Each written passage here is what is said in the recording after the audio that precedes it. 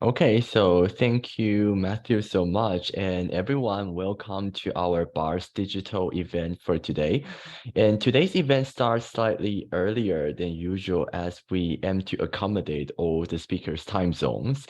And I think this is perhaps like one of the most international series as it features speakers now based in different parts of the world, which include Taiwan, Hong Kong, Japan, Australia, and the UK. So my name is Tien, or you can call me Henry. I'm currently a PhD student at the University of Edinburgh. And strangely speaking, Edinburgh today is also a very beautiful sunny day.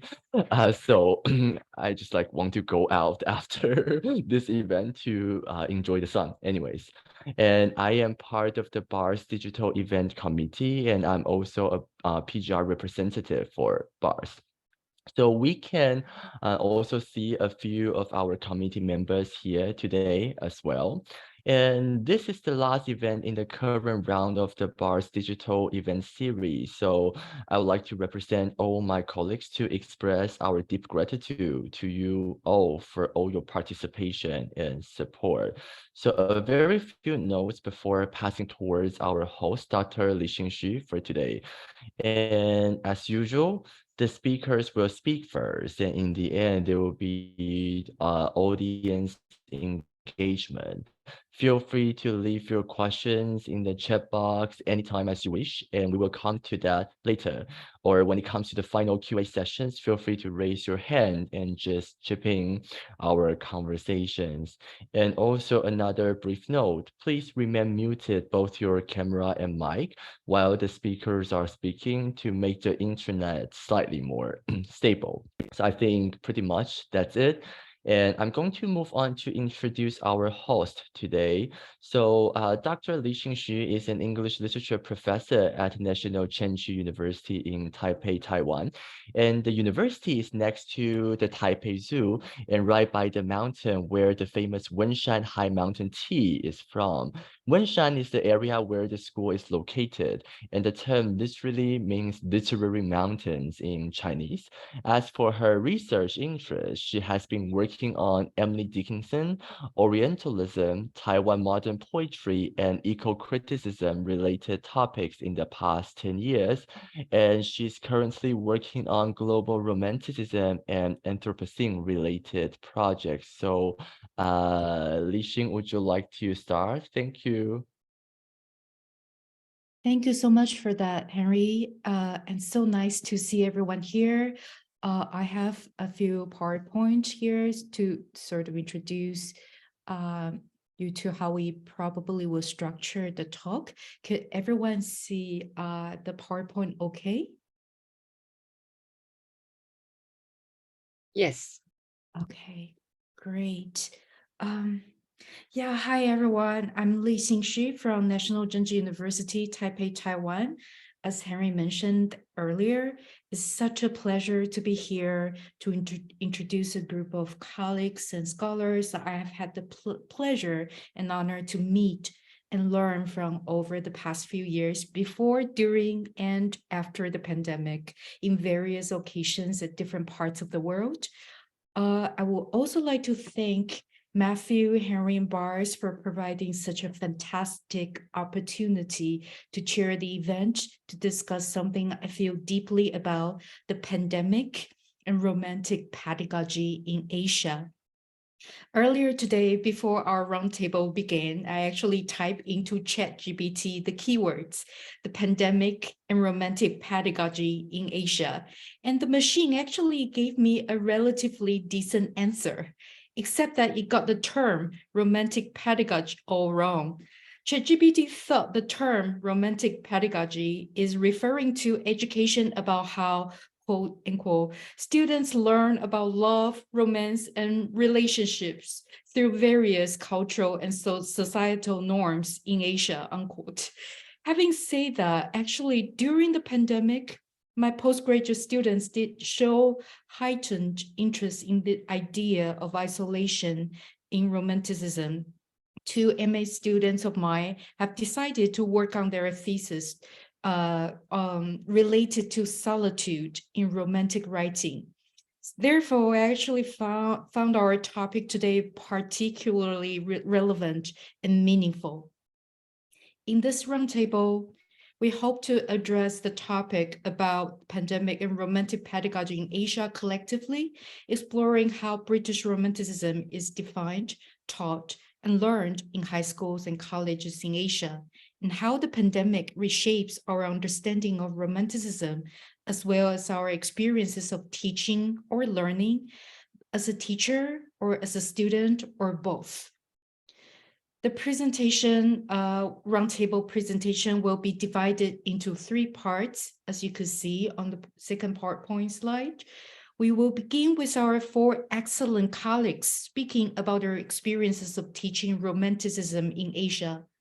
We will then move on to the student part and have 2 wonderful student representatives sharing their experiences of learning about Romanticism in high school and college. We'll finally, in the final session, we will have a roundtable and Q&A session.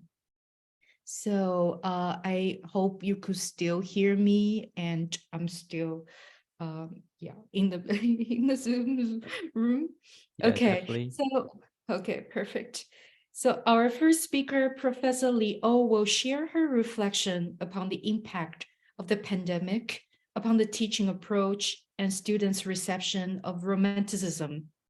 Our second speaker, Professor Chris Murray, will speak about his experience of bridging geographical as well as cultural differences in various institutes in Asia and Australia. Our third speaker, Professor Ya-feng, will touch upon another challenging aspect of Romantic pedagogy in Asia, the complex notion of nature in Romanticism. Our fourth speaker, Professor Alex Watson, will then introduce how the afterlives of Romanticism in Asian cultures might provide a useful approach for presenting and teaching Romanticism. Our fifth and sixth speakers, Carylon Wu and Tien, will talk about their student experiences, about how Romanticism is perceived and received by Asian students in a transcultural context. Well, towards the end of the roundtable session, we will also invite the audience to think with us further about a few related discussions, a few related questions, as you could see on the final PowerPoint slide. For example, we might address collectively how course syllabuses and choices of textbooks, choices of authors about British Romanticism are reconstructed or restructured in individual institutes. Also, we will reflect further upon the use of digital resources in researching, teaching, and learning British Romanticism in Asia, particularly during and after the pandemic. We think it might also be helpful to discuss how Romantic writers talk about education and learning, or how they might help us think about a larger set of questions like social disparity, environmental degradation during and after the pandemic. Finally, we would like to invite you to help us think a little bit more about new pedagogical approaches and new digital platforms, etc., to make British Romanticism more relevant to the contemporary lives of students who perceive it in Asia mostly as a foreign concept. I hope this layout, this introduction will be helpful. And without further ado, I think we will move on to our first speaker, Professor Li-Oh. So would you like to set up your PowerPoint now? And do feel free to go ahead. I would just do a quick introduction while Professor Li-Oh is setting up the PowerPoint. She's a associate professor from the Chinese University of Hong Kong, and she's been working on John Keats related studies, and she's published numerous academic essays and books about the subject. So welcome. Thanks a lot, Li-hsin, for that kind introduction. And I'd like to, just to start things with, Thanks to BARS for organizing this event, and thanks a lot for Henry for inviting me. And also thanks a lot for the students of mine who are here. Warm greetings from Hong Kong. And also a very, very quick note. I'm going to cite actually from my students. They've already given me their consents, and for obvious reasons, I'm not going to give their names. All right, so my title is Teaching Romanticism in the Afflicted City. On the 1st of March 2023, after 945 days, the mask mandate was finally lifted in Hong Kong. Though at least half of the people on the street were still wearing it, and on public transport, almost everyone still kept it on. The following day was my Romanticism class, when I was due to teach Byron and Childe Harold's Pilgrimage. I went into the classroom with the mask on, starting the class by saying, to mask or not to mask, that is the question, then took the mask off. Students cheered. Most of them did not wear it. For the first time in 3 years, I could see their facial expressions, not on screen, and follow their mind more closely. When they were looking at Byron's portraits or listening to his juicy life, or when I took them through Childe Harold and made references to the war in our own time while discussing Byron's Waterloo. To put this into proper context, of course, the entire world was ravaged by the pandemic, but it was during the last 3 years that all changed utterly in Hong Kong. The onset of COVID coincided with the protests that extended from 2019 to 2020, after which group gatherings were prohibited. The most devastating stage of the pandemic did not take place until early 2022, when Omicron finally came to town, and Hong Kong's death rate ranked at the top of the developed world. From January 2022, flights from 8 countries, including the US, Canada, and Australia, were suspended for 3 months, and the borders with China were almost entirely closed. The former international financial hub was literally cut off from the rest of the world, adopting some of the most draconian measures around the globe, including the mandatory 21-day hotel quarantine that lasted for 407 days. We started Zoom teaching from early 2022, which went on for 3 terms to April 2021. We returned to classroom in September 21 with a mask on, only to switch back to Zoom in the following term. We finally resumed face-to-face teaching, but with our face covered from last September until March the 1st this year. This means, for example, for this year's graduates, their first university term was cut short when clashes between protesters and the police reached Chinese U campus, and spent the rest of their university lives studying either in front of a screen for 4 terms or in a masked classroom 2.5 terms. Ironically enough, the tempestuous time that Hong Kong had gone through during the pandemic actually made my teaching, especially of Romanticism, easier. But what students used to feel remote now becomes immediate. What they found irrelevant before strikes home now. Unsurprisingly, texts that deal with confinement in different senses, physical or psychological, easily engaged students living under lockdown or in isolation. Tropes of confinement can be extended to recurrent romantic themes of restraint versus release, enchainment versus liberation, whether it is Blake's or Shelley's chains, like dew, which in sleep that had fallen on you. Coleridge's This Lime Tree Bower My Prison, to take an obvious example, had never before appealed to students in particular, who would find his self-pity at the beginning difficult to relate to. Now, teaching it as lockdown literature, I read Coleridge's Disabling Prison with our own pandemic experience. In this slide, the speaker does not just address his gentle-hearted Charles, but all of us in the great city pent, winning our way with sad yet patient soul through evil and pain and strange calamity. The drastically varied circumstances under which the poem was received also gave it a slightly different reading.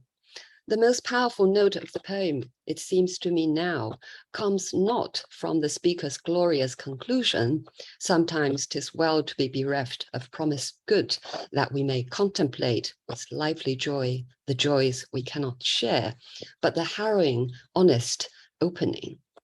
Our immediate crisis, I would suggest, illuminates the undertones and ironies pervading Romantic poems, represented by Wordsworth's unfinished, swallowed self-doubt. If this be but a vain belief, yet in Tintin Abbey.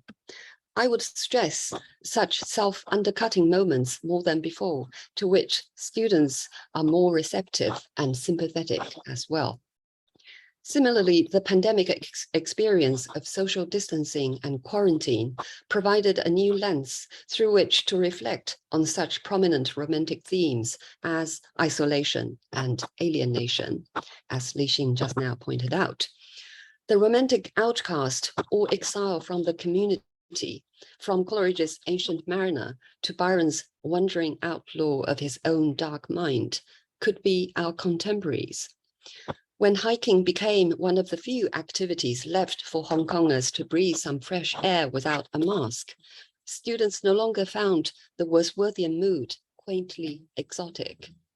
Living through the global health crisis and being brought face to face with the fragility of human lives, students could almost touch hands with Romantic poets who were preoccupied with transience and mutability and resonate with their aspirations for immortality, glimpses of which were often caught from works of art, visual and verbal. Keats's Grecian Urn and Shelley's Ozymandias are among their favorites. It's as if the whole devastating traumatic experience they had undergone opened their eyes, sharpened their senses, and turned them to more thoughtful readers, so that I no longer needed to struggle to make these Romantic texts relevant to them, because they self-evidently are. I hope I did not sound patronizing, for when I referred to them, I'm one of them. For once, Contagion, the great equalizer, brought us teachers and them students intimately together. A perfect metaphor for this psychological togetherness in our physical isolation would be the online teaching mode, which took place in each of our claustrophobic private space, but somehow made a cozy virtual community. Don't forget that Hong Kong is one of the most densely populated cities in the world. I've been taught in my bedroom, which is where I am now, hence the virtual. That sense of community changed the tone of my teaching. I speak to students as a fellow inmate, as well as a teacher. I found myself sharing with them, often spontaneously, my own new takes on these familiar texts. When we all suffered from cabin fever, for instance, Keats's and Shelley's bird poems were no longer just quintessential Romantic texts. We were experiencing the weariness, the fever, and the fret here. I told students about a Keats bicentenary digital event I had attended, at which a contemporary British poet related that she was remembering Keats's Nightingale during lockdown. If the Keats bicentennial commemoration created a sense of community for me, then maybe by passing that on to my students, I further expanded that readerly community in which we are all proving Keats's words upon our pulses. The voice I hear this passing night was heard in ancient days by emperor and clown. The pedagogical experience somehow mirrors the Romantic creative paradox that repression and depression became powerful inspirations for expression. I guess in such moments, I was doing a kind of meta teaching, which helps students make sense of the meta textual layer of self-reflexivity, often found in romantic texts as well. I'd like to close by quoting from two students' final essays. I added a component of self-reflection to their term paper out of the same urge for expression, which was so brutally taken away from us during the pandemic. The first passage is from a student who reflected on Keats's and Shelley's use of sound in poetry. Poetry without being heard aloud loses its aesthetic value and its literary power to resonate with people. The necessity of hearing is very relatable in a society where sounds are subdued, words cannot be said, be heard, or written down. Despite the social turmoil, our society is silent or silenced. Shelley's Ode to the West Wind has touched me the most by his praise of the power of nature, but also by being a plea, a desperate plea of a person who is chained and seeks help from a fierce, mighty natural subject. The words of the poet kept alone are powerless unless they can be spread among people to awaken and change the current desolation. Despite the external constraints, the power of words comes from the initial courage by someone who dares to put down the thoughts on paper and words into speech. The second passage is cited from a student who gave a comparative reading of Coleridge's and Keats's depiction of depression, more specifically Coleridge's Dejection Ode and Keats's Melancholy. People can be empowered by knowing their melancholy is shared by many, and they're not the abnormality, as well as that there is hope. The present time Hong Kong, shaken by political instability, compounded by a years-long pandemic and escalation of the Russo-Ukrainian war that hits too close to home for those traumatized by recent protests, is struggling with the same mental health crisis. Keats's anxious hopelessness for the future and Coleridge's dread of immobility resonate especially with youngsters who wish to run away but with no means to, while the suffocating social climate and entrapment of online classes also destroy the scarce spirit they have remaining, making every calm night thunderous and sleepless, every beautiful sight taunting and bitter. It's literature like these poems that brings people consolation and hope, for the timelessness of language carries the same sentiment that aided the recovery of one generation to another. Though Coleridge writes in dejection, he can find no natural outlet, no relief in word or sigh or tear. He should be pleased to know how valuable his selfless records of pain are to people across generations, ages, and geography. Okay, thank you. Thank you so much for that, Professor Liu, for such a powerful and moving presentation. Kind of remind me of how my students were feeling exactly the same, that the sense of, like being doomed sometimes or imprisoned, and then how poetry reading it serves as the kind of recuperative type of online virtual space for them. That's lovely. I'm sure we'll have a lot more to talk about afterwards. So our next speaker will be Professor Chris Murray, who is currently senior lecturer in literary studies at Monash University. He also has published profusely on topic related to Coleridge, comparative literature, China, and Romanticism, and also among many other things. So would you like to go ahead, Chris? Okay. I would. I have in the chat shared a link to my YouTube channel. So if you're interested in the ideas I mentioned today, you might check that out at the link. In Melbourne's 2020 lockdown, all of Monash University's teaching went online. And when I was teaching Anne Radcliffe's Romance of the Forest, a parallel struck me between the situation of the first readers of that novel and our own predicament in 2020. By which I mean that Radcliffe's novels, her major novels at least, were published during a time when Britain was at war with France. Tourism on the continent for most of the period we study was near impossible. Indeed, Radcliffe's own portrayals of Europe were based on books and visual art. The same semester, I taught Book 7 of Wordsworth's Prelude on our first year course, Reading the City. This is the book about London. And here, Wordsworth's sensory representation of being in the city is sandwiched between the retrospection of conservative middle age and the imaginings of a child who thinks the city is a wild and fantastic place. As for my students, though, never mind getting to London or to Paris, they couldn't even see their own city. So literature had retrieved a function which, before the pandemic, was not so urgently needed.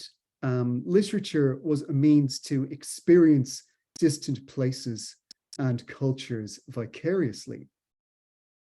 So my students, to an extent, could enter the mindset of someone who read Romance of the Forest in 1791, if not someone who could pick up the Prelude on publication in 1850.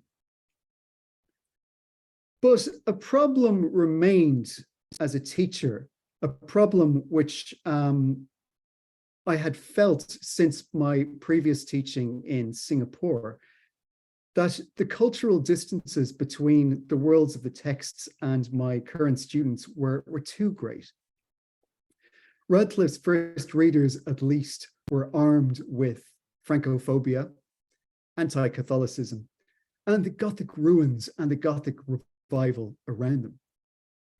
How could I make, for example, 17th century Catholic Italy, as imagined by an 18th century English Protestant, tangible to my students?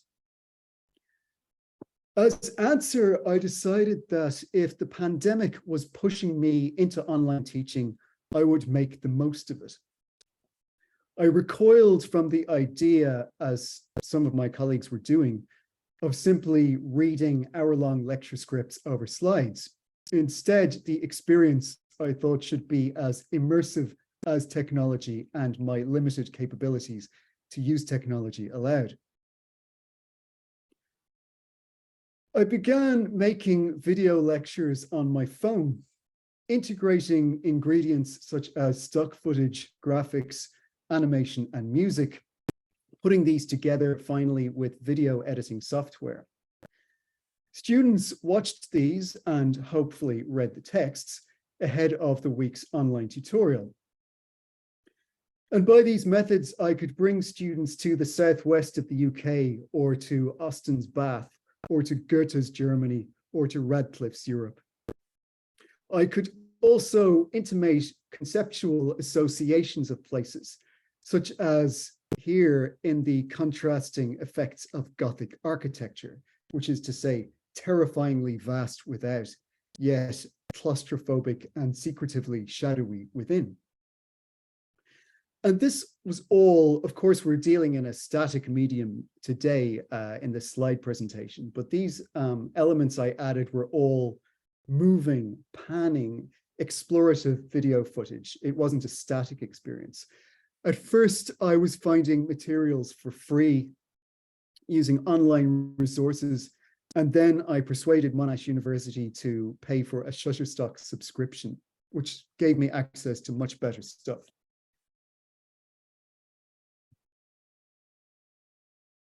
And it doesn't just have to be about showing students nice places. Footage, animation, and graphics can communicate concepts succinctly. For example, footage from a recreation of the Napoleonic Wars changes how students understand the so-called, or the seemingly happy ending of Jane Austen's Persuasion. which you may remember is set in 1815, meaning that soon after, many of the main characters will go back to war. Theories of imagination, for another example, and the reciprocation between subject and object can be represented with animation and graphics. Yes, you can communicate all of the same ideas using words and static images, but that doesn't work in the online medium. The online format compels brevity, and pedagogical research shows that students are unlikely to stick with an instructional video that is longer than 8 minutes. They're not even guaranteed to last that long if they think it's boring. They are likely to turn off if the format isn't varied. Graphic features like icons may be bells and whistles, but they retain engagement. In my case, a typical week's worth of content in this format comprises 3 videos of about 5 minutes length each. And here is a screenshot of the cutting room with me chopping up videos of myself speaking and interweaving other materials such as video footage, soundtrack, graphics, animation, text captions, and so on. And it's something I've taken out of the pandemic. We're sticking with it. Monash has decided not to go back to the old-fashioned lecture format. We are going to persist with video lecture content to accompany 2-hour in-person discussion classes or tutorials. I can now record in a professional filming booth on campus instead of using my crappy mobile phone. And I'm running workshops for faculty on how I combine a range of elements to make video lectures. To finish up on this, an anecdote. In my first year teaching at Monash in 2017, a student approached me after class on one of our introduction classes for first years. And he said, "I don't want to read sonnets. I want to be a PE teacher." He didn't do very well. 4 years later, the world had changed. So it seemed had this student, he was in my class on The Dark Hero, which traces character development from Faust to Byronic figures. And the student was now excelling. He wanted to teach literature for a living as well. I said, "What's happened? How have you come on so much?" He said, "Your videos, they're so short. I watched them twice." Thank you.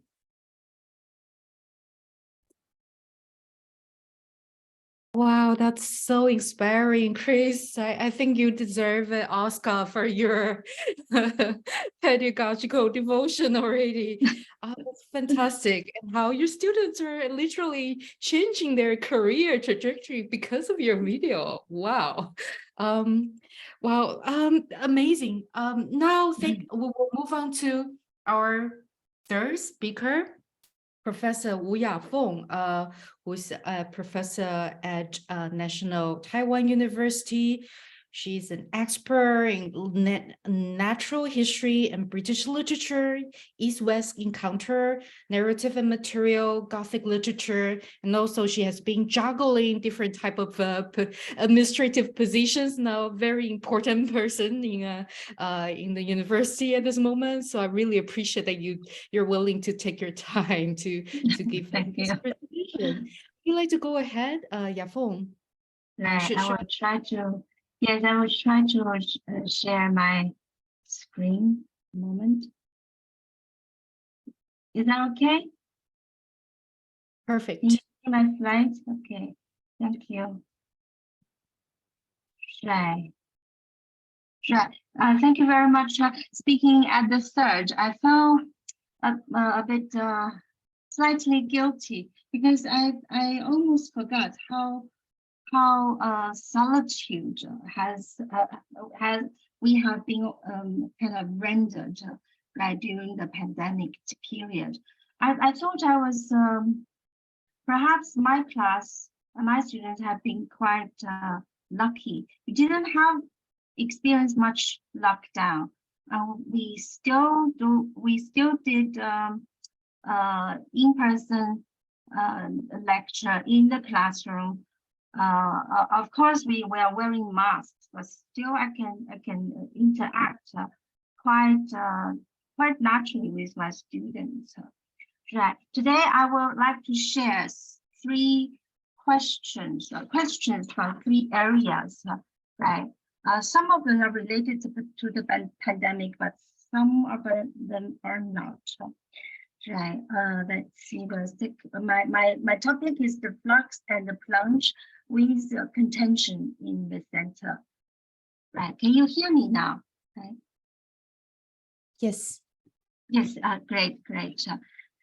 Let's see. I start with usually start the class with "I wander lonely as a cloud." So normally I will ask my students to analyze their response to this very short poem, because it's very easy to do, and I give them this prompt, right, asking them to figure out how the present tense and the present simple tense and the past tense are used, and what different significance do they make, right? And the students usually talk about present simple tense describe the act of nature, and the past tense describes human activity, whereas in the final stanza, the present simple is used to describe human activity, but in the sense of it's a conviction. Okay, but I found I myself are really avoiding a question, because the two tenses are not used in a very clear-cut manner. As you can see from the slides, nature is actually described in past tense as well. So I didn't. Most of the students did not really pursue this really odd incoherence. But I secretly pursued it. I didn't tell my students, right? But I figured out how what might be the answer for it, right? So perhaps what Wordsworth was thinking about along the line that nature persists. Nature provides this stability, the center of stability, so much as we really need during the time of pandemic. But nature is not simply the constant, stable foundation, because as we can see, nature dances, the daffodil flutter and dancing in the breeze. The present progressive tense actually signifies an enactment of a change. The breeze itself actually tells us this is the change of temperature. Okay, so the movement, also the movement of airstream, dancing in the daffodil, dancing in the breeze mirrors a process of change. So I would say nature is in a state of flux. Okay, so with the state of flux, I would move to Mont Blanc, which is a totally different poem. I don't usually cover this in my undergraduate survey course, but I just taught. We just taught it in my graduate seminar on natural history. This is a very important poem. But students struggle to understand it. I'm still struggling. Right, this is the beginning of the poem. Right, the idea of nature in flux brings me to this poem. Right, at the peak of Europe, Mont Blanc, Shelley contemplates on the parallel formation of the earth and the human thought, and finds both entangled in contention. Right, like the woods and the winds contend, the human mind contends with the everlasting universe of things. But this is the natural landscape, radically different from the English Lake District. But this is the landscape I would really want to present to my students, to think about how we approach nature, which might not fit to our urgent need of something that is serene, that is pleasant. Okay. Right. The next one is also from Mont Blanc. This is in fact a ruin state.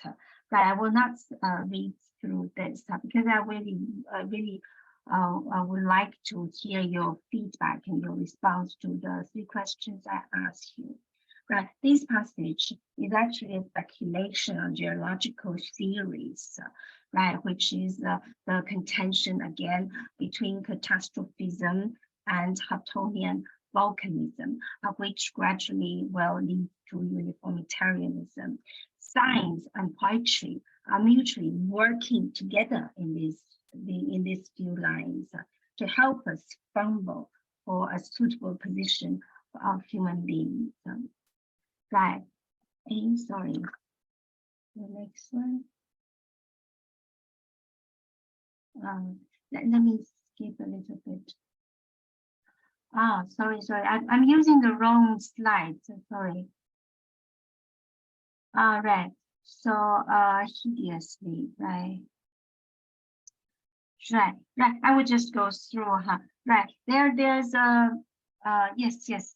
Can you hear me and see these slides move along too? Yes. Yes, thank you. This is right. Right. Sorry, I'm using the wrong one. Can you give me a second? I will speak and get the right one first. No worries. Sorry about that. Yes. I will skip a few things. I just want to make sure everything is correct.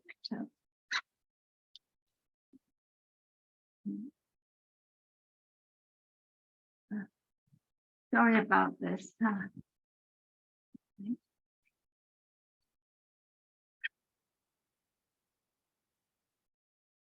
Right. Because I add a few things. It's just at the last moment. Sorry about this.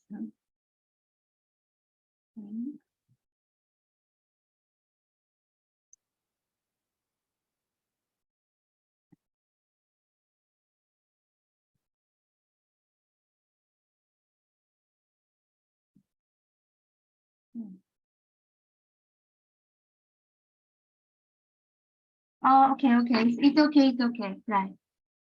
I haven't missed anything yet. Sorry, I will just I will go through. Can you right, I will go through it again.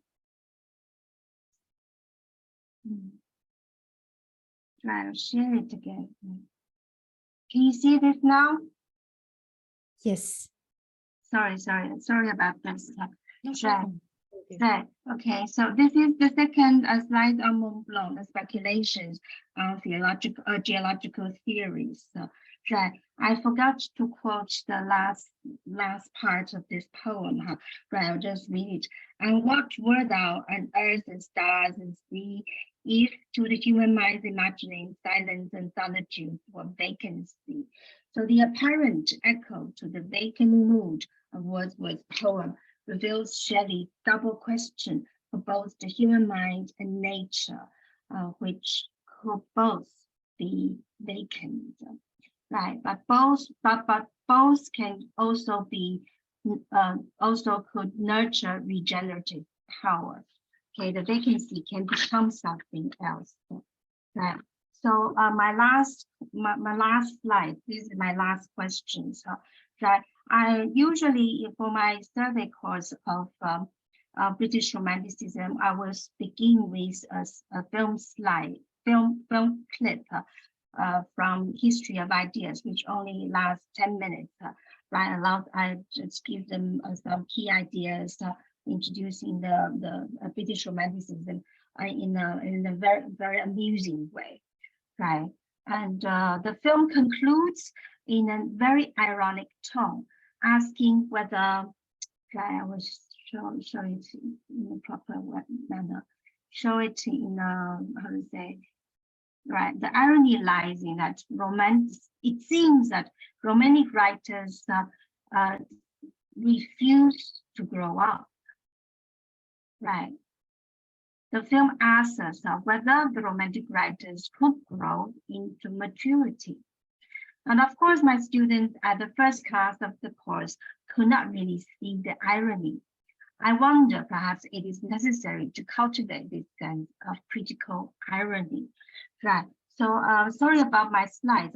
I've missed some very important quotes. Right. The film called The Age of Romanticism as the age of adolescence, kind of caught in between, right? Which may echo from what Manfred said, but we who name ourselves its sovereign, we half dust, half deity, alike unfit to think or soar, right? Of course, this is this sharp awareness of in-betweenness is the hallmark of romantic tragedy. But how can we channel it to support our struggle in real life? This is what I would love to hear from you. Great, thank you. But if I have, do I have still more time? I can go. Can I have 2 more minutes? Yes, of course. Go Yeah, ahead. thank you, thank you. I figured out my slides missed the part on the plunge. Right. Maybe my there's something to do with the USB. Right. The third part is on the plunge. Actually, I was reading Manfred at a very critical time. It was before the COVID-19 struck. It is around midterm exam week of 2019 when our university new branding office just put a new film, a new promotionary film, which begins with the student taking the plunge into so to speak, take up new challenges. This is also the week, right? Unfortunately, there was a series of suicides on our campus. Students jumped from high buildings, right?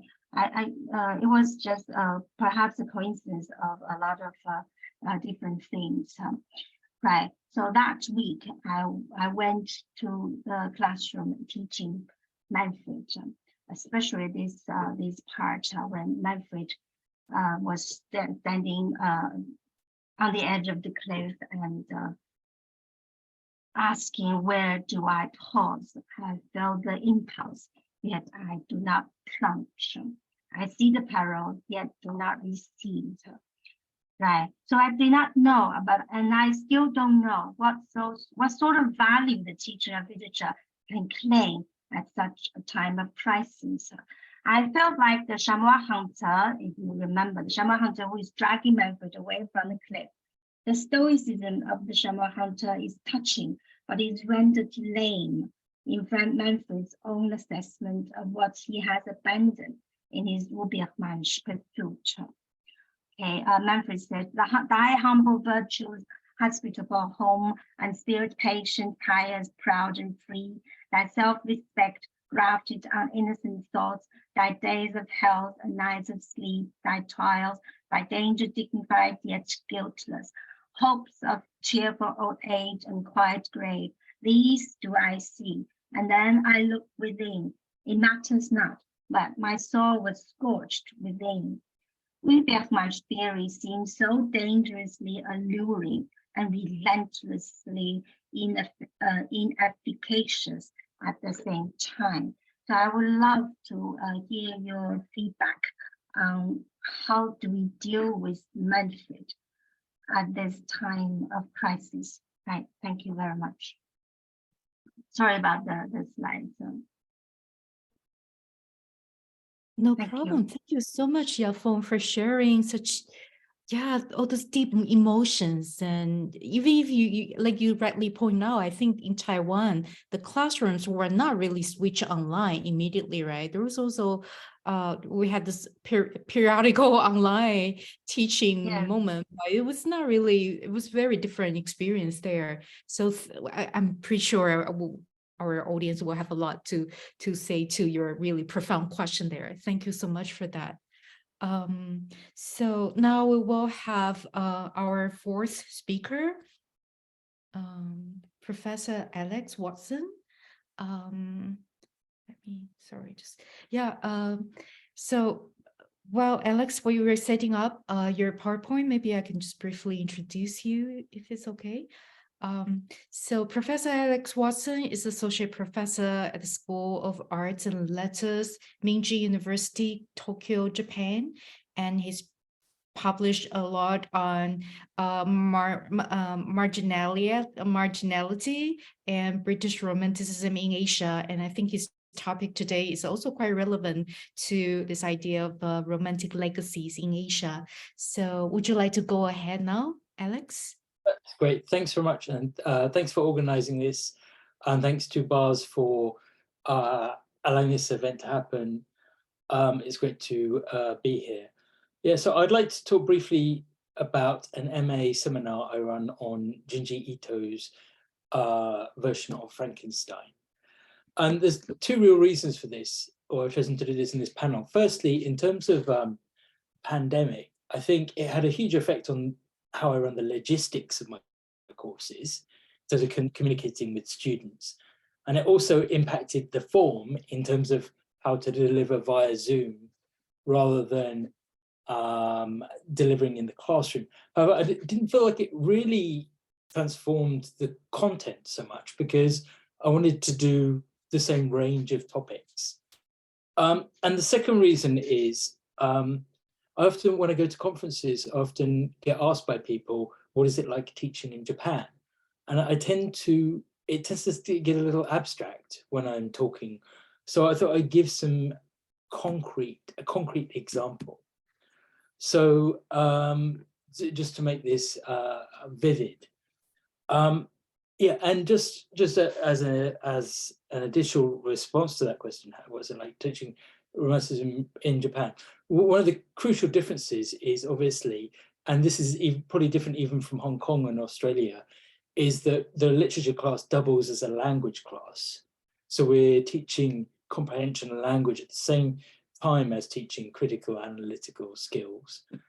But going with that, the students are less likely to have the same kind of historical frame and the same depth of knowledge about the kind of history of English literature.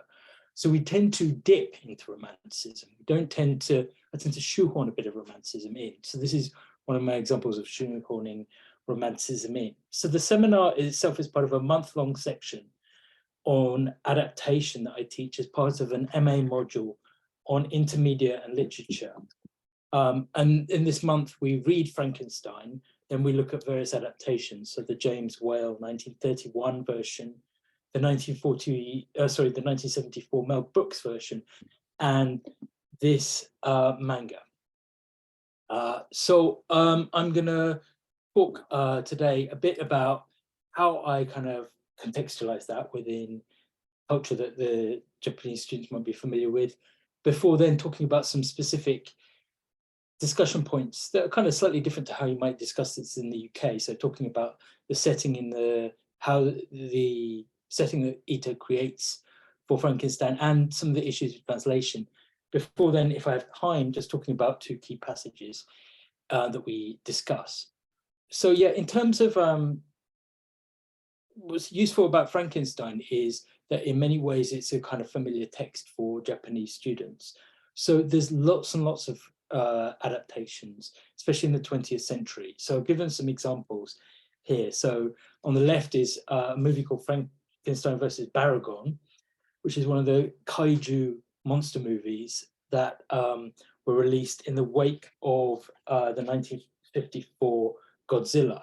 So here, Frankenstein is actually the creature's son.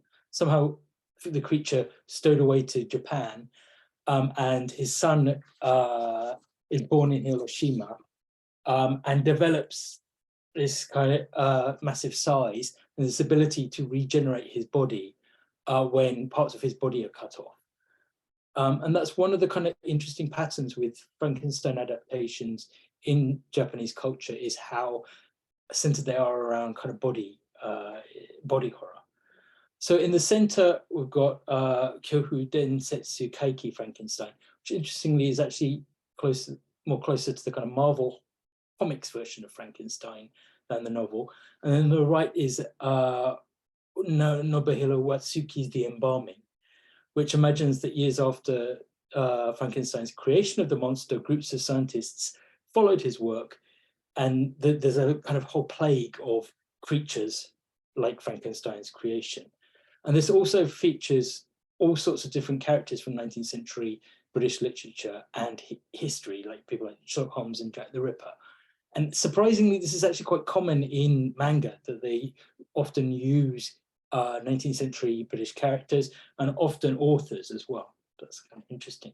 So one thing here just to think about is the culture of adaptation within Japan, which we discussed.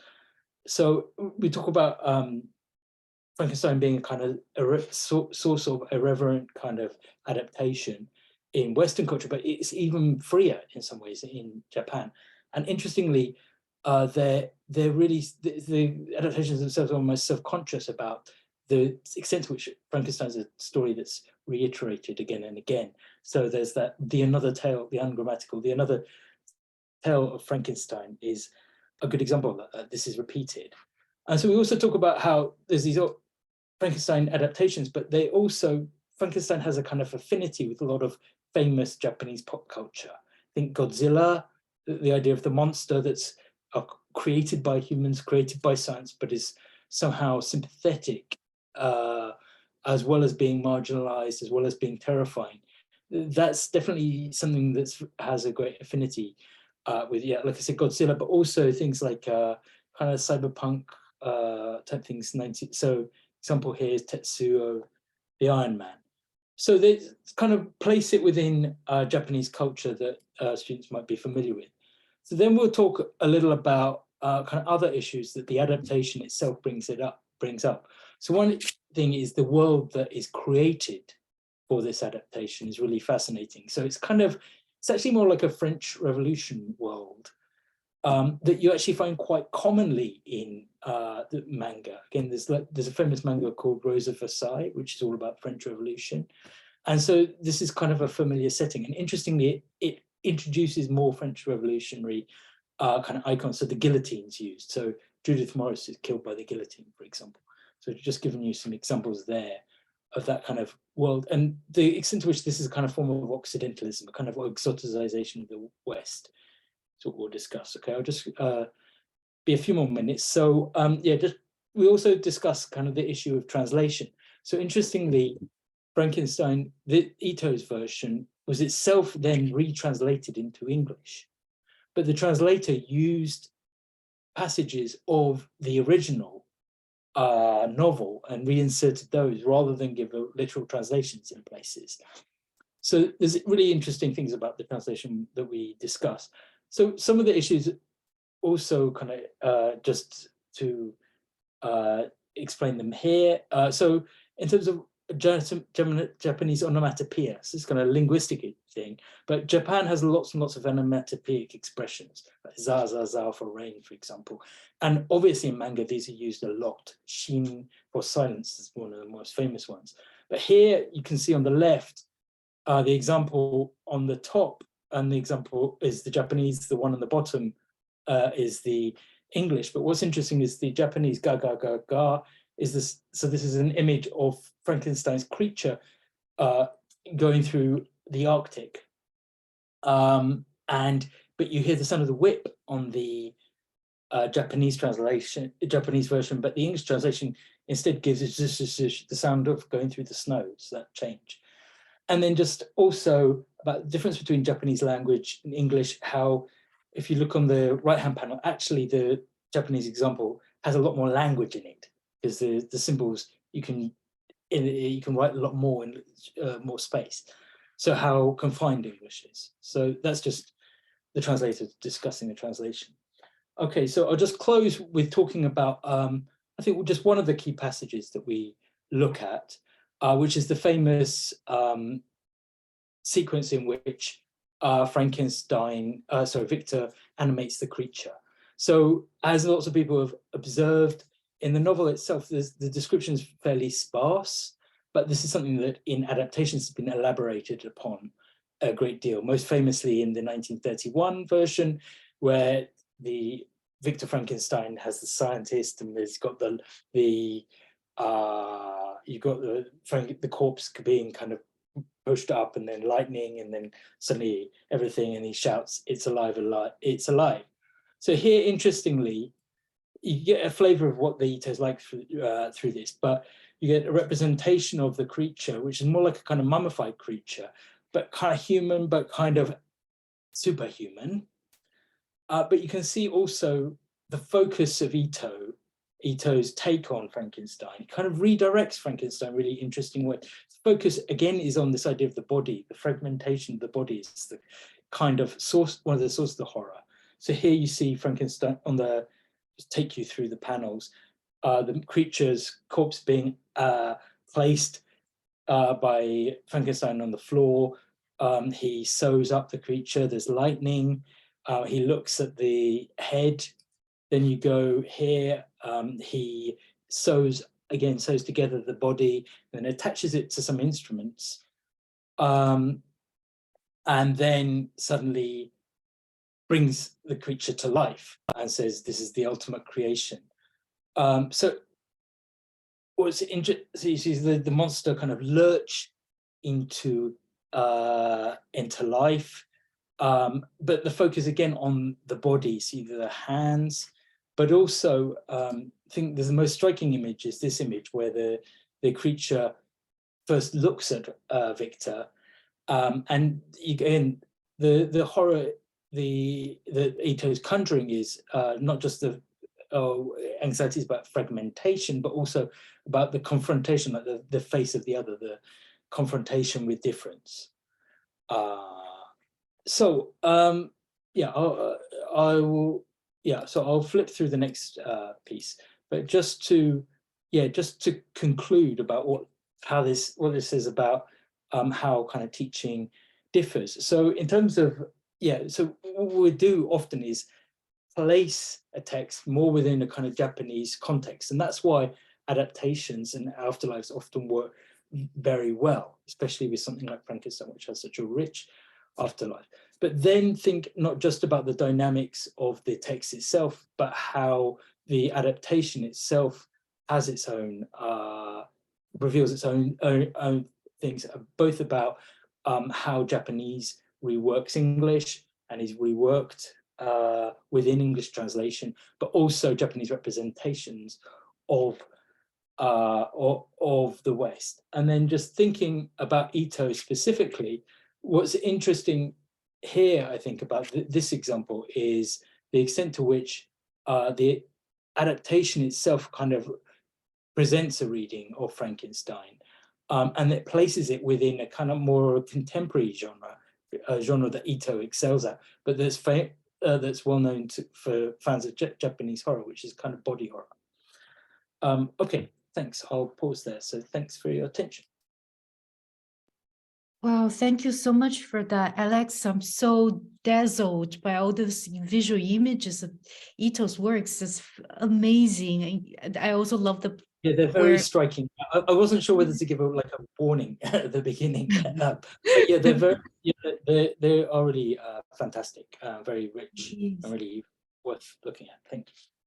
He is in the moment where he comes alive. It's really some kind of meta commentary on how Frankenstein is coming alive in Japan and reborn, right, into a different. Yeah, I mean, I think that's another element that we would obviously maybe explore, which is when you think about the reiterations and adaptations of Frankenstein, to what extent they're talking about a kind of Japanese anxiety about modernity, that the Frankenstein's monster represents Japan's own sense of itself, that kind of reinventing itself in the 19th century as a modern country, and then feeling a sense of kind of self-alienation from the world. So that is definitely something that we would, explore. Absolutely. Right. Thank you so much for that. So now we will move to our final part of our presentation. We have two students here kindly offering their experiences and their insight into this topic. And we will start with Carylon Carylon Wu, she is currently pursuing a master's degree at National Chengchi University. She was actually my student in my Emily Dickinson seminar last year. So I'm really pleased that she's willing to be here to talk about her experience. So Carylon, would you like to go ahead?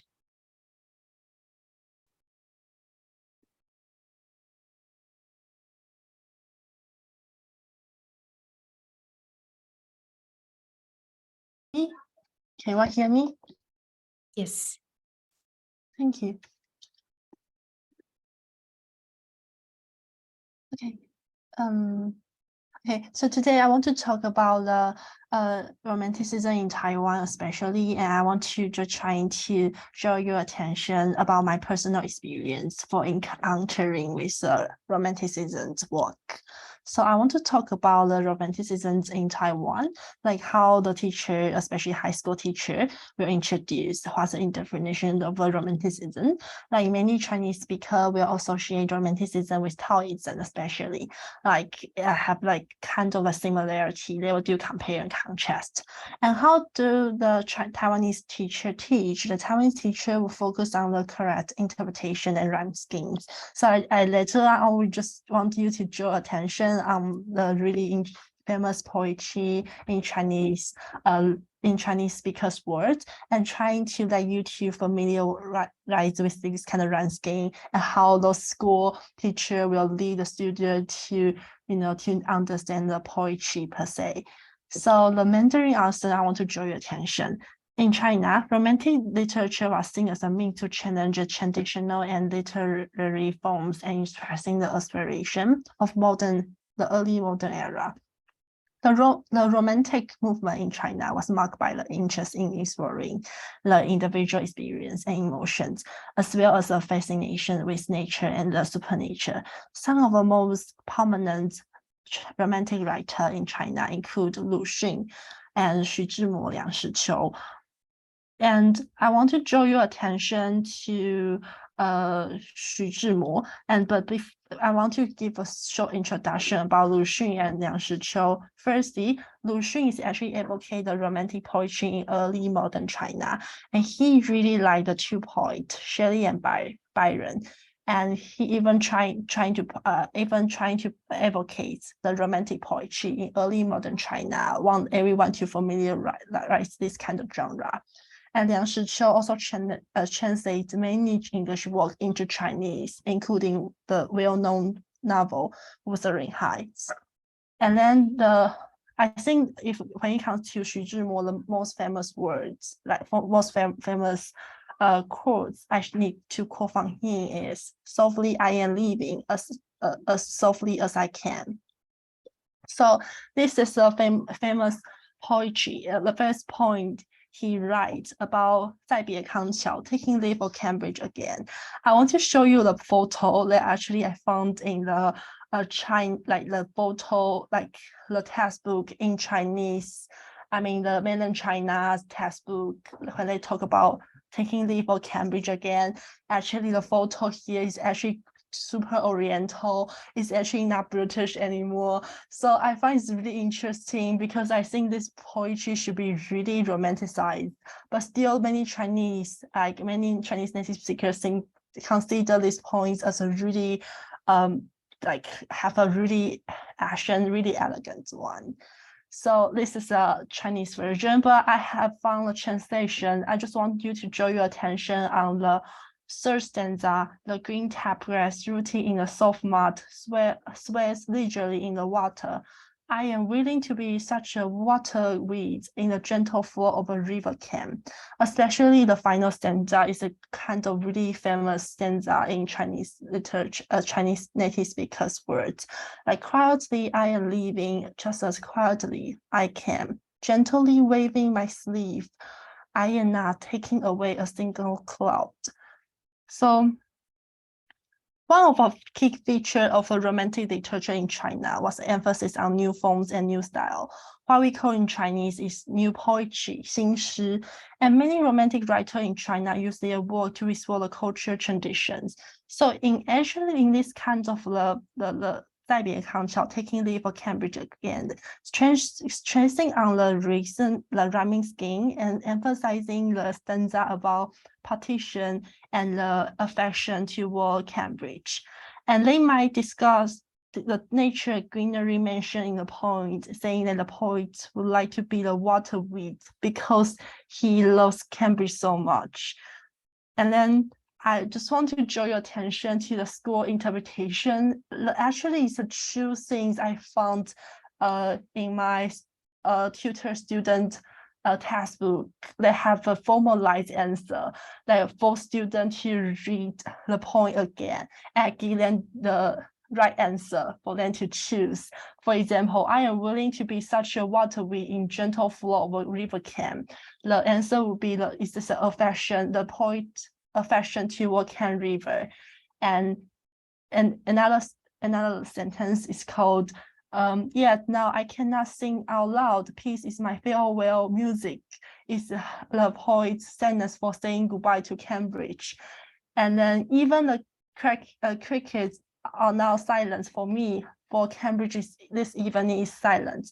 So Cam River is feeling sad because the poet himself is going to leave. So like actually this kind of way of making the student to read the poem again is trying to let them to emphasize the idea of a romantic poetry, but also have a really oriental idea inside. But I want to draw your attention to another one, is a Taiwanese local poet. Also, the reason why I want to introduce him, because he's the one to lead me into the romanticism, the romantic poetry.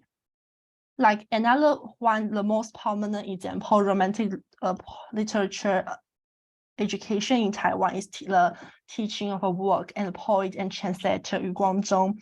And actually, he was a really important figure in literary movement in Taiwan. And his work is characterized by their exploration of homesickness and nature. Through his work, Yu Guangzhong is actually challenged the traditional literary forms and create a new style of literature that was both innovative and deeply rooted Taiwanese culture.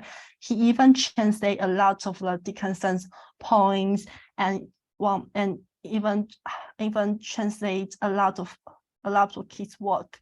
And most of Taiwanese teachers let the student to read the poem again. And the student actually needs to read and analyze the poem when they're taking the exam. So his writing style is actually inspired by kids, and his translation is from Chinese to English, will follow his style. So especially this one, the famous poem, the Chinese called Fengling, is a wind chime, but the Yu Guangzhong translate the wind chime into alien harp. It's actually echo to Keith's writing style. So I want to just draw your attention on the first three stanza.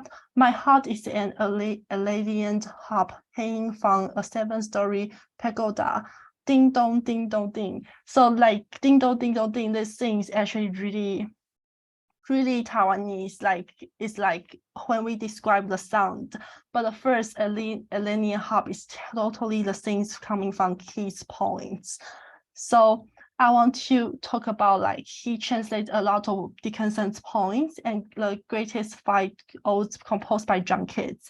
And this is actually appears in the Taiwanese test. And a lot of students need to choose the right answer from the 4 other 3 wrong answer, and trying to convince the teacher this answer is right. And his words actually talk about a lot about the homesickness, about the mainland China. I want to draw your attention on this cabbage. It's actually really famous one in the National Palace Museum. It's also another famous poem written by Yu Guangzhong. And also, I want to show you a similarity. I also want to show you some Taiwanese textbook. So the jet-type cabbage with insects is actually like, you can see they talk about the really simple wording, and actually not so, actually the really simple wording, and trying to talk about the history. And this right scheme compared to the Asian Chinese poems actually longer. The usage of words actually simpler. And then you can see lots of like when students read this kind of text, you have the really Asian Chinese people, like, you know, the style here. The student will feel like actually read something from the really Asian time, but actually the wording and the usage here is quite simple. So actually this point is actually influenced by the romanticism. So actually this one actually recalls us to the kids' poems, especially the ode to Asian urn. And then for me, like the Chinese poetry doesn't talk a lot about feelings, like quite fascinating by romantic poem. When I first read a lot of Yu Guangzhong's poetry, like Chinese poetry become the political poetry because Confucius trying to make the poetry to become something political, especially when I read poetry, I was trying to analyze in the political way when I was in the high school. But after I just read a lot of Yu Guangzhong's poetry, the point to become like talk about feeling, talk about imagination is quite fascinating. And then I really like him a lot. He translates a lot of the poems written by young kids. And also, this is also my first time to encounter romantic poetry. My first impression toward these poems is that this is a romanticized picture, and romanticized picture with a really big landscape. Unlike Asian Chinese poets talking about country, hometown, and philosophy, English romantic poetry talk about feelings, thoughts, and even imagination. Just like Yu Guangzhong use picture-like images, like Jedi cabbage with insects. The poem is similar to kids' poems and the easy language, but has different feelings. And they would like to talk too much about, and they would not like to talk about a lot of feelings, which is unusual for me. But in college right now, I just read a lot. In college at that time, I actually fall in love with romantic work, which actually led me to think about Yu Guangzhong's poems. So actually, basically, it's my sharing and my interpretation interpretation and presentation. And welcome to share a thought with me. Thank you. Thank you so much for the Carylon. It's a very, very insightful a way of thinking about how Chinese romantic poems can also be used as a conduit for Taiwanese or Chinese students to be acquainted with British Romanticism. Brilliant. Now we will have our final speaker, Tien, who's he finished his undergrad studies in Taiwan, actually in the university I'm currently teaching. He earned his master's degree from Durham University, and now he is pursuing a PhD at the University of Edinburgh. So Henry, would you like to go ahead?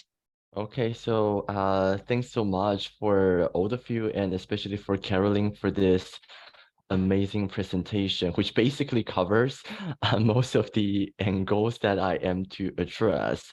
And due to our time, so I'm going to shorten my part. So I would just like to draw our audience's attention to some of my personal experiences, which includes my encounter with the notion of romanticism in Taiwan, and also a little bit of the comparison between the core structure in Taiwan and in the UK that I have observed so far. So interestingly, my first encounter with romanticism was also through some of the writers that Carolyn just mentioned, especially the Chinese poet Xu Zhimo. And I can now still recall when I was in high school, I found out that his poems were like full of emotion, so which literally just made me cry. And that was the very first impression of me on romanticism: touching, emotional, beautiful, and lyrical. Until I started my undergrad back in Taiwan, in the third year, I began to develop a very strong fascination with English romantic poet John Keats. I likewise felt the feelings, emotions, desire, aspiration, illusions, delusions, and disillusions that Keats embeds in his poetry. I found some similarities between them, but I didn't think of any potential direct connection at all, if there could be any. And I would now also like to take this opportunity to express my deep gratitude to one of our presenters, Leo, today. Thanks to her, all my curiosities are solved, and I found out another very enchanting pathway for me to dive further into. So it was when I was doing my master's that I came across one of Leo's articles in which she addresses Keats' reception in China. And I was informed that Xu Zhimo did actually read Keats, and all of the potential connections that once haunted me just become far more concrete. And I think this kind of endless and boundless connections can also be applied to some other interesting phenomena that I have been experiencing recently, especially in pop culture. For example, when I'm listening to some Mandarin songs and I hear like Dickinson, and I then start to ponder the lyricists might have come across certain Chinese writers who might have come across Emily Dickinson. So everything just sounds so disconnected, but actually they are all interconnected with each other. I think this is very fascinating. And now I would like to turn to briefly talk about the difference between the course structure in the UK and in Taiwan. And again, this is just based upon my own experience, so it might vary. I remember in Taiwan, we approached Romanticism in an introduction to 19th century English literature module.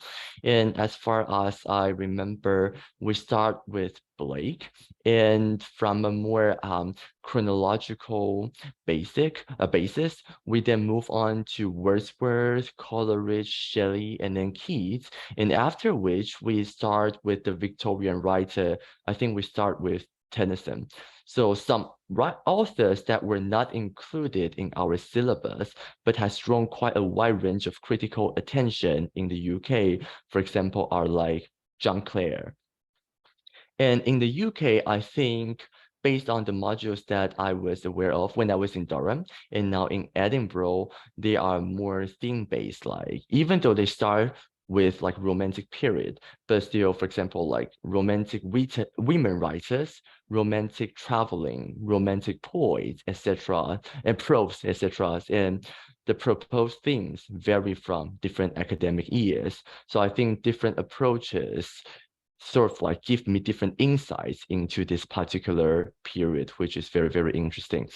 And I just want to, like, because time is limited, so I just want to take the final bit of my part to reflect upon all the speakers' amazing talks today, and also my personal experience. I think it's very hopeful to think in this way. In the past, before the pandemic, when people were allowed to travel, to move physically without any constraints, reading poetry actually was often considered kind of like reclusive. But now, the power of literature, the strength of romantic poetry in particular, has remanifested itself in a much brighter way. Despite all the physical confinements that we have been experiencing, as long as we remain empathetic, as long as we hold the same belief, and as long as we realize that we are not alone, as all of us are surrounded by billions of lonely yet shining souls, it creates a community without boundaries that allow all of us who share the same despair, anxiety, rephrasing from one of the poems by Dickinson, to spread our narrow hands together, paradise altogether. This paradise for me, and I hope for most of you, is a boundless realm that has nothing but just light, hope, and most importantly, love. Thank you so much. Thank you so much, Henry, for such a beautiful, powerful conclusion there. And I think you're absolutely right. We are running out of time. We're like time flies really when we're, having fun. But Matthew kindly mentioned that we could potentially extend our session for 5 10 more minutes, if possible. Take 10. If Yeah. people need to leave, people can leave, but we can definitely have a bit of a long discussion if you like. It would be nice to hear some conversation after those excellent papers. Perfect. Thank you so much for that. So maybe we can now invite our speakers to show yourself, and maybe we can also have our audience participate in this discussion if you like. We have such wide range of potential directions you can go, and they're so inspiring and informative, so I really appreciate that.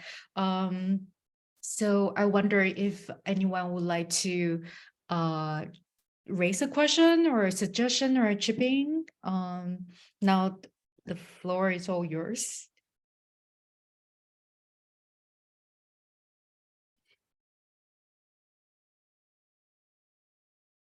Yes, please. Chris, I think you raised your hand, right? Yeah, thanks. Can I ask a question to Carylon? It's about Xu Jimo and whether Tennyson was an important source, because when you speaking about that poem on leaving Cambridge, I was reminded by Tennyson's poem A Farewell. I don't know if you know it, but it begins flow soft rivulet to the sea, thy tribute wave deliver, no more by thee my steps shall be forever and forever. And it's all about loss and departure. Unlike pandemic times when we wonder, will I see this place again? It's about knowing I'll not see this place again. But there's so many rich connections that I don't know if it's a Cambridge poem, but of course Tennyson was a Cambridge man, and that's where he met Hallam in that group, the Cambridge Apostles. And also, of course, early Tennyson was very Keatsian Tennyson. So it seems like a kind of good association for your interest. Thank you for giving me such good ideas, because I just read the roughly ideas. I mean, just like when I first encountered Xu Zhimo, actually our teachers, especially the Chinese major teacher, talk about kids a lot. But later I actually talk a lot about Tennyson, but probably a lot of similarity between Lian, like two of Lian. And the reason why I think this point is like really because you can see the Chinese original text is really kind of romanticized and talk a lot of like not about, it's actually about affection, not about petition, the sorrow. It's more about loving, about happiness. So it's actually similar to kids, I think. But probably I can just look the point in different perspective. You talk about Tennyson's, probably yes. I mean yes, probably yeah. Thank you. Yeah, it's interesting you brought this up, Chris, there, because I do remember that Yu Guangzhong translated Keats and Yeats, and also another Taiwanese poet, Yang Mu, he also translated Keats' letters and then Yeats as well. So like there's definitely a strong, like connection there, definitely.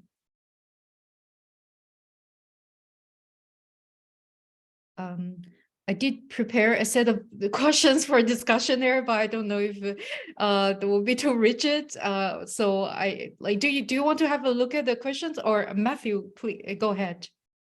I just had a sort of, I guess, a question about whether you think that, because we talked about what had worked well during the pandemic, and I think there's some particular kinds of romantic verse about solitude that obviously worked better. And then Chris's paper really interestingly showed how works that accessed areas that people weren't able to get to could still be made to resonate during the pandemic. I wonder whether you had come across anything that you felt really didn't communicate very well during the pandemic. Were there sort of romantic notions that people could just not really get a hand on in that current situation? It's fine if the answer is no, but I was just curious about that, about whether this sort of the romantic canon gets reshaped by those circumstances. Could I do it really quickly? I know I spoke already.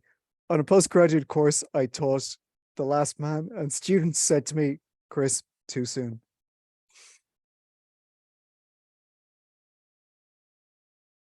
Just I remember speaking my of that, slides. sorry, Yeah, go ahead. just to add to what Chris just now said, I was teaching post Mask of Red Death after the pandemic, but that was okay because I didn't teach it sort of in the midst of the worst stage, only afterwards. And although we were still kind of caught in it, but it was not that severe. So it, in a way, gave students a chance to think about what we're going through. But I was teaching it in an MA class, not on Romanticism per se, but on Romantic Gothic. So, yeah.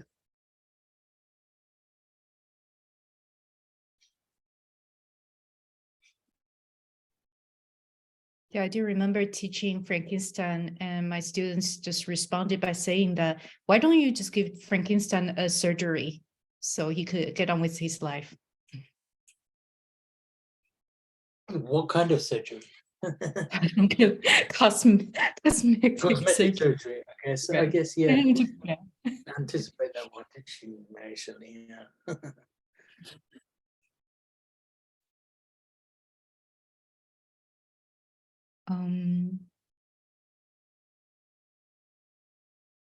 Do we want to have a quick look at the questions that we prepared earlier? So maybe some people Yes, please. respond Yeah. to that.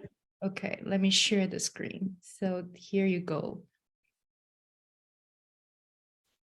I think briefly, the first question about textbooks and choices of the design of syllabus. I wonder if anyone of us or the audience would like to respond to that more. I think Henry touches upon this as well, right?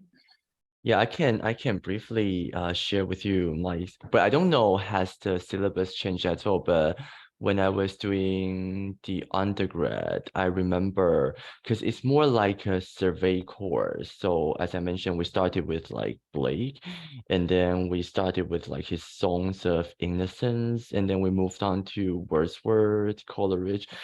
It's very good to give a sense of like an overview picture, especially for most students who have never experienced or never read any British Romantic writing at all. So we can have like a bit of taste of each author, which is good. But for me personally, it's like once you find out you love that writer so much or a particular theme, but just move on to the next writer. so like I think for some students, if they want to have a general picture, it's very good. But for some students, if they wish to dive further into that, that might be I don't think that's a problem, but something they might find not that they just want to learn more.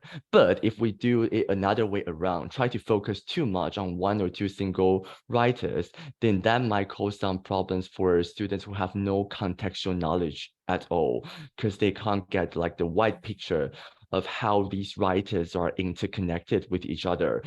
And we know we just have a term time, so it's a very difficult. I don't know like how you guys think about this, especially from like the lecturer's perspective. Yeah, and also like just very sorry because I need to go for tutoring later. So after this question, I need to leave, but I want to hear all of your answers first before I leave. And thanks so much for all of your contributions. Great, thank you so much for that. Yeah, I wonder whether anyone wants to respond briefly to that question or any of the questions. Sorry, I think I accidentally stopped sharing. So can you see the? Maybe I'll just speak very, very quickly about this. I think my experience is sort of similar to what Alex just now mentioned. It's not so much about the change of texts or the content itself, but it's more about the way in which I taught it or I sort of presented to the students and how students received it. So that's more, of course, you know, some of texts are obviously more easily engage with the students, but well, that's my take anyway. And Henry, just in case I don't have time to say goodbye, and thank you so much for having me, and all the best to you. Okay. Great, great. Thank you. Thank you so much for that. Can I pitch in very briefly? Can you hear me? Go ahead. Yeah, yes. I figure out. In fact, Northern Anthology. This is the textbook we are still using at the moment. Perhaps in the future, it may change. Right. The Romanticism actually starts with women and ends with women. So I literally try to include more women presence in the class, but I found it very difficult. It's a challenge, right? And I could not even cover Mary Wollstonecraft properly, right? So right, but still, I think I owe Shelley Byron Keats a proper time as well. So it's really time is limited, and I would love to introduce more women's work in the class. Thank you. Great. Thanks. Yeah, it sort of leads us to the second question and maybe the final question. Like, it seems that each of us has very different experience about how the kind of digital resources could sort of help, and how that kind of like the kind of online learning or online teaching actually to some extent help our students have like better or more like more quicker access to all kind of platforms or all kind of digital archives, so on, or make them become more aware of that as well. So I wonder if any of us want to respond to that second point, or any other thoughts about any other of the points here.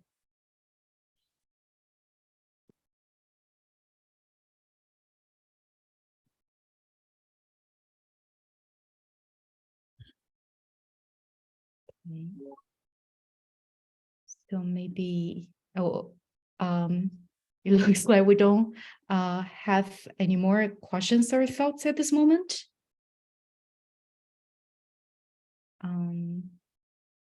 Or comments? Just an anecdotal thing. When we first resumed face-to-face teaching after, as I said, several terms of Zoom teaching, a student said, I felt so unsafe sitting in an actual classroom, even with the mask on. So I think it did really sort of take its tolls upon students. So digital sources probably had that kind of, protective, sheltered sort of sense of security. But, yeah, absolutely. Yeah. Right. Well, my own experience is that I feel like the pandemic sort of accelerates how my students rely on all kind of digital resources. So when I told them that, well, Wordsworth lived up to his 80s and he leisurely walked 10 miles per day. That's how you can live such a healthy, long life, So if you read his poems, you might also not just stay home. You might also want to go out and enjoy nature. I feel like to some extent, Romantic poems become a way for them to reconnect with their environment. Otherwise, they would have lost that kind of, maybe like urge to explore the outside world more.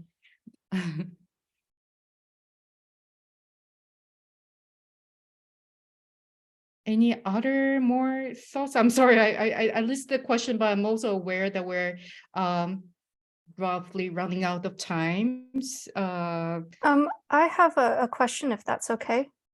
Yes, go ahead. So we did talk, I mean, everyone talked quite a bit about the benefits of sort of digital teaching and everything. And I was just wondering if in your experience, there was anything that is missing when you move to digital teaching, something that is untranslatable, that is effective and helpful in the classroom setting, that you're having trouble with coming to some sort of equivalent in the digital form, or if a hybrid of digital with, you know, like 2-hour tutorials in person in addition to like a digital lecture, if that is helping with that translation, or if there still is something that's just missing. My answer is very simple. Yes, definitely. I don't think the digital can do the entire thing. Of course, we managed to kind of, you know, survive. But I just don't think it's the same, and it cannot really have the entire pedagogical experience. Well, that's my take anyway. Yeah. Yeah, I'm thinking also about the kind of human context. Sometimes it's about the medium. It's not about the actual message. It's about you looking into your students' eyes, and then they will care more about what you're saying. Just as simple as that. I just felt like, sorry. No, go ahead. I just felt like one issue was quality of attention, that it's very difficult to monitor when, you know, in a classroom, you have the whole environment and you have more control over that and the interaction between the students, whereas the students inevitably are a little distracted by other things when they're sitting in front of their computers, no matter how well designed, I think. So you're competing with more things. That was my view. Yes. Yeah, can I very briefly add in something? But because we don't really have a long period of online teaching, probably 2 weeks at the maximum. So I felt that some of my students, when they when we went on online teaching, they were very anxious to tell me what they think. They would jump in immediately. And when we resumed in-person teaching, they became more relaxed. And I don't feel that urge anymore, right? So of course we get more we're more relaxed in the classroom, but when we are on the screen, students are very anxious. Right? That's how I felt. That very ironic. I know. I wish we could have swapped students, because in our lockdown, our lockdowns went on and on and on, and we didn't know how long they would continue. And students, it was an epidemic of depression amongst everything else. And you would turn on the Zoom tutorial and see all of these black squares, and you'd say, you know, unless you're in a nudist colony, you have to turn the camera on. And so I tried to make them turn the camera on, and it just wasn't the same. They didn't want to talk. And I could see how bad it was for mental health as well as everything else.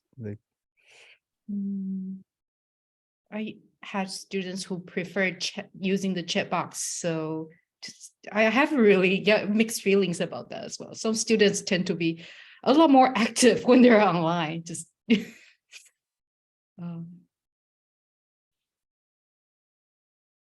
okay.